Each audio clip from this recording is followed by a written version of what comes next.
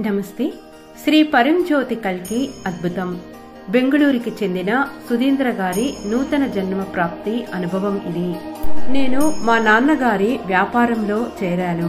కానీ ఆయన కొంతకాలం తర్వాత ఆ వ్యాపారాన్ని మూసివేసి భాగస్వామ్యంలో మరొక వ్యాపారంలో పెట్టుబడి పెట్టారు.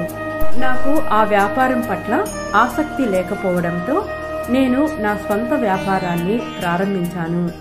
కానీ 1 సంవత్సరం తర్వాత నేను చాలా నష్టాలను చవిచూశాను. ఫలితంగా భారీ అప్పులు అయ్యాయి. నేను సేవ చేయడం మానేశాను. నా పని, సంబంధాలు, ఆరోగ్యం అన్నీ ప్రభావితమయ్యాయి. నేను ఆసుపత్రి పాలయ్యాను. నేను బ్రెయిన్ స్ట్రోక్ తో బాధపడ్డాను. నా ఎడమ కంటి చూపు 75% ప్రభావితమైంది. వైద్యులు అన్ని ఆశలు కోల్పోయారు.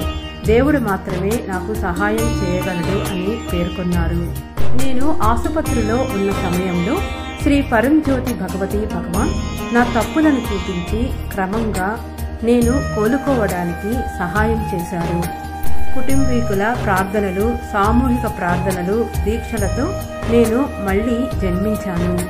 నేను యువత ప్రక్రియకు హాజరయ్యాను. సేవ చేయడం ప్రారంభించాను. మా నాన్న నవగ్రహ హోమానికి హాజరయ్యారు. ఇప్పుడు నా అప్పులన్నీ తీరాయి. వ్యక్తిగత దర్శన సమయంలో నేను పూర్తిగా కోలుకుంటానని, అయితే సమయం పడుతుందని శ్రీ భగవాన్ నాకు చెప్పారు. ఈరోజు నా ఆరోగ్యం, బాంధవ్యాలు 2 మెరుగుపడ్డాయి.